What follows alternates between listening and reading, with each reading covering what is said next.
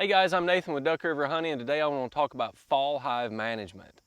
I want to preface this discussion by saying that the concerns that I have for my hives are going to be very similar to the concerns that most beekeepers have for their hives all across North America, but that the management practices that I use to manage my hives will very likely be different from other beekeepers in different areas. That will be influenced by weather conditions, what part of the country you're in. A Canadian beekeeper will manage their hives differently than I will manage mine here in Middle Tennessee. And scale also plays a big role in this. A commercial producer with 1,500 or 2,000 or 2,500 hives is not going to spend the time micromanaging each hive that I have the ability to do with my 22 or 23 hives. A backyard beekeeper with 3 or 4 hives, they can spend a lot of time per hive. So just be aware that management practices will change based on the beekeeper's preferences, the size of the operation, where the bees are, but that the concerns within the hive are fairly universal because bees are bees. And the main concerns that I've got this time of year are weight, queens, and mites. Weight, of course, relates to food stores, how heavy the hives are going into winter, and that will change drastically depending on where you are. Now, I live in a part of the country where it actually gets cold. I think I'm in zone 7B, so average winter temperature, low temperature will be 0 to 5 degrees. That means that my bees are active a big part of the winter. And that means they will actually eat more food than places where it gets really, truly cold. When it gets truly cold, the bees will go into a cluster and a sort of a torpor, and they don't eat much. My bees are fairly active all winter, so I like to winter in fairly big hives, and I like to winter with really heavy hives. That may change depending on where you're at. Queens, I don't do much with queens this year. I just want to make sure that all of my hives have a queen. And I don't go through and do queen right checks on each hive individually. I just look for problems. I look for dwindling population or hives that just aren't showing a lot of vigor at this time of year, and I'll go in and spot check those. I just want to make sure I don't have any deadouts that are going to happen over winter that I can prevent and fix now. The third thing is mites. Now, I've already done my mite treatment regimen, and the sampling I've done after that has shown that it was effective, but there are a lot of feral hives around. There are hives of other beekeepers, and this is the time of year when hives can collapse from varroa mites. And if one of my hives goes and finds that hive and robs it out, they can bring a lot of varroa back. That's what's known as a mite bomb. I actually found one of those last year. I'll link to the video. I found one by using my sampling technique, my passive sampling technique, and was able to get it resolved. Sampling for varroa at this time of year is going to be very dependent on the equipment that you run. And I run oil tray bottom boards. So if you run oil tray bottom boards or screen bottom boards, it's pretty easy to do a passive sampling where you can use a sticky board or just clean the oil, put it back in, and get a relative mite count. Not an exact mite count, but what I'm looking for is if I see a hive that has a tremendous amount of mites that are falling naturally through that bottom board, then I know that they've probably received a mite bomb. They've robbed out a hive somewhere and have brought back a ton of mites, and that could cause them to collapse over winter. So I'm looking for these spot-checked problems, and I'll try to get those resolved if I find any. So I think this piece of the puzzle, the mites and sampling at this time of year, is something that will be very dependent on scale. At my size operation with the equipment I'm running, with bees that I don't move, it's pretty easy for me to passively monitor for mites, and I do that. If you've got a smaller operation than mine, it's pretty easy to do, but if you're a commercial producer on solid bottoms or pallets with a ton of hives, you would have to go in and do an alcohol wash on each hive to get a true sample of each hive. And that's just too labor intensive, I think. I don't think very many producers at all will do that. So I think what they will probably do is just manage this piece of the puzzle through dead loss over winter. And they'll make bees every year to replace their winter losses, and that's how they're going to manage this. So looking at the weights of the hives is really pretty simple. All I do is I pick up the backs of the hives, and when I go through the whole line, I break them into 3 classes. I've got lights, mediums, and heavies. And anything that is a light or a medium, I just stick a giant push pin in the back of the top cover here, and that marks them for feeding. And there's different ways that you can feed. There's pluses and minuses to a lot of those. And there's different times that you can feed. So you'll see a lot of people who will put on fondant bricks and mountain camp sugar and things like that for winter, a solid food. And you'll see others that do high fructose corn syrup and sugar syrup and sucrose and all this stuff. To me, and this is just my opinion, it is a whole lot easier for me to do my winter feeding now in early October than it is to do it in February. And the reason for that is I've got high temperatures of 80 and low temperatures of 55 to 60, which means I can feed 1-to-1 sugar syrup as opposed to 2-to-1 sugar syrup or a solid food of some sort. And the reason I don't like feeding 2-to-1 sugar syrup is it's difficult for me to keep it in solution. So I've noticed that in my feeders, a lot of solid sugar will end up caked in the bottom of them, and then I have to clean it out in the spring. With 1-to-1, it stays in solution, and since I've got temperatures above 55 to 60, then the bees have plenty of time to get that dried down. And it just makes everything a lot easier to feed the bees now, get them heavy before it gets cold, and then I don't have to worry about them until spring. All right, so where we're at in the season is goldenrod is done, frostweed and wingstem is done, and we've got old field aster and a little bit of calico aster, but it's mostly just old field aster blooming. As far as I can tell, the bees are bringing in no nectar from it, but they are getting some pollen. So basically the hives that are light or medium, they're not getting any heavier except for what I give them. And the way that I give them feed can influence a lot of different things. You know, in Tennessee, it's actually illegal to open feed because it can contribute to the spread of disease. So I can't open feed. A lot of people can in different states, and you see that a lot. And open feeding is very convenient, especially if you have a lot of bees. But there are disadvantages as well.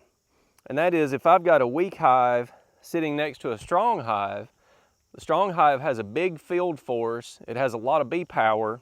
The weak hive has very little field force and very little bee power. If I set 100 gallons of feed out, this weak hive is going to end up with very little of it, and the big hive is going to end up with a lot.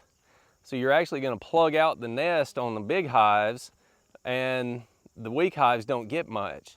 So the strong get stronger, the weak get just a little bit stronger. And that's not how I want it to go. I want to put weight on this weak hive, and the strong hive, they're fine for winter. You know, their nest is organized, I don't need to worry about them. So I am going to feed each hive individually. There's a lot of different ways to do that as well. I have experimented with several of those. People that run migratory lids oftentimes will use buckets, and I think that is a good way to do it. I run all mediums, so I've got double frame feeders that are a medium height. And I have left them in through the winter before, and that works fine. You can leave them in year round. But I don't want those in there next spring because they can actually create a dead spot in honey storage and the supers above them if you leave them through the flow. So again, right now I've got nice weather. In February, I have no idea what the weather is going to be, but it's probably not going to be as nice as it is today. So it's easier to do bee work right now than it is later. So if I've got any feeders in these hives. They're coming out and they're going into a super like this. And I'll just set them on here like this, just like a super, but it's a feeder. And I've got a foundation on each side. I don't want comb in here because they will fill that up. This time of year, they're not going to draw wax on this, and I don't have to worry about the dead space here because they're not going to draw wax this time of year.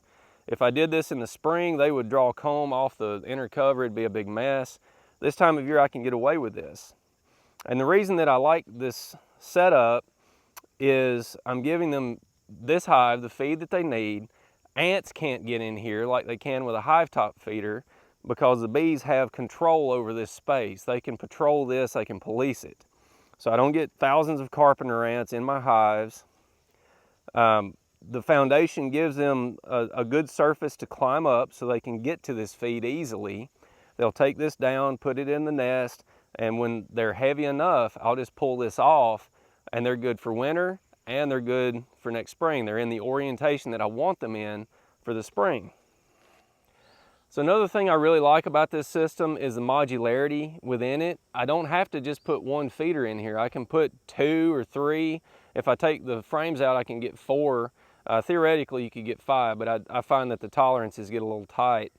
So I don't like to put more than 3 in here and then have foundations in between. But that gives me 3 gallons to put on top of a hive. That's a lot of feed. And it doesn't leak down onto the cluster. Ants can't get into it.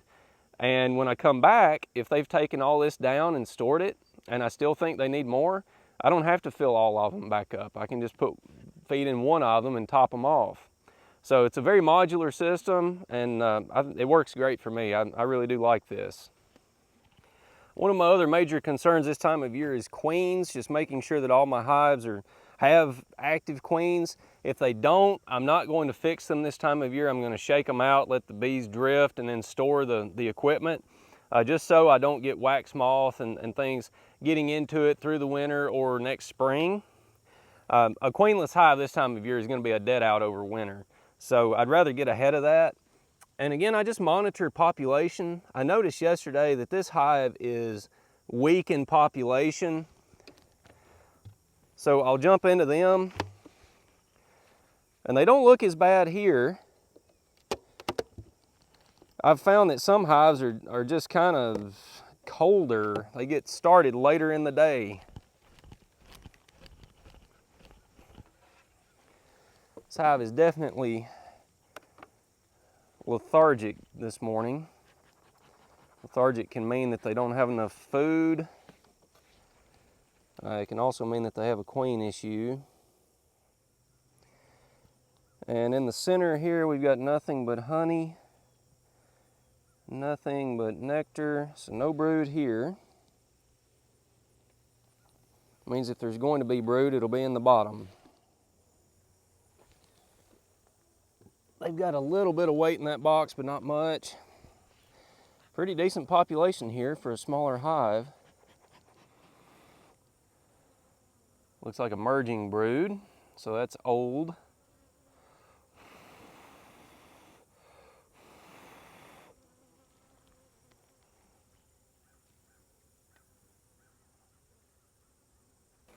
All right, so I've got some emerging brood in here.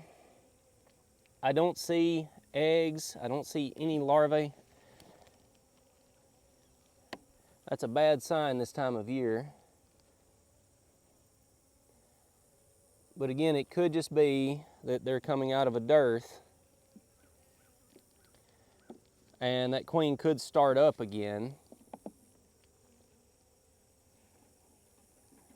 So I'm really not going to do anything about it right now except feed this hive.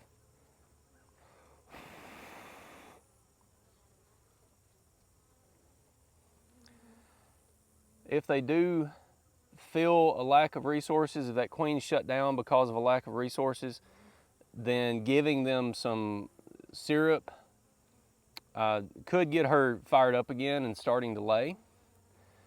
And I could come back in a week or two and she's laid up, a good brood pattern. So we'll see. So I'm not going to spend a tremendous amount of time sorting through this hive looking for a queen. They can be hard to spot. Evidence of a queen is oftentimes a surer sign anyway. Finding eggs, larvae of all sizes and ages. It's really what I'm after. And you can see these are robber bees. Since we're in a nectar dearth, the longer I have these hives open, the more risk I have of getting robbing started. So I want to be judicious in my time at this point in the season. And I'll just splash them with some syrup, give them a gallon, come back in a week or two, spot check again for a queen. If they don't have evidence of a queen at that point, then they need to be combined with another hive because they're not going to make it through winter. So of course there's different ways to do almost everything in beekeeping, and that includes sampling for varroa. The most accurate way very well is doing an alcohol wash. You can also do sugar rolls and things like that. And then you've got more passive sampling techniques such as sticky boards. And you really need a screen bottom to do a sticky board. And I run oil trays, so this is a screen bottom. It's got a slot to put this tray in, and I put vegetable oil in the tray. That does a few things. If a wax moth larvae or a small hive beetle larvae or varroa or a small hive beetle gets pushed through the screen, they fall in this veggie oil and they die. So it's really a good passive, huge oil tray trap for small hive beetles especially. But since the varroa float on top of this oil, I can see them, I can see varroa, and get a good idea of whether this hive has a lot of varroa or very few. And doing this sort of passive, quick, just a fast spot check is how I was able to find the mite bomb hive from last year that obviously had a ton of varroa. So of course, since I'm running oil trays, I could also just empty the oil out at this time of year since it's not peak small hive beetle season. And I could stick sticky boards in my oil trays and actually do a count. I'm not going that in depth with it though. I'm just doing a spot check to make sure that I don't have a hive that shows up with thousands more mites than they should. So it's just a good passive way for me to inspect and get an idea of my mite counts and find any problems before they turn into a deadout. And I think this is a key in fall hive management, is you're preventing deadouts, but you're also finding deadouts before they become deadouts. It's easier to correct that situation than it is to clean up a mess in spring. So you're looking at the most common causes of a deadout over winter. That's going to be food stores, queen issues, and varroa. So if you manage those three at this time of year, you should have a better wintering success and you should have an easier time in spring. So this is the final installment in a seasonal hive management series that I've done. I started this last winter. I did a winter, a spring, summer, and now a fall. And I'll link to a playlist that will show you those others if you want to check those out. I really do hope that this is helpful for beekeepers, especially new beekeepers. I think there's information in here that could help any beekeeper, but especially the new beekeepers, because it's tough starting out to wrap your mind around the big picture. And I think just watching these 4 videos, you can see the seasonal changes within the hives and with the work that the beekeeper needs to do. So I really do hope this is helpful. Appreciate you guys watching. I hope that you'll subscribe to my channel, like this video, share it with your friends or bee groups. That really does help support the channel.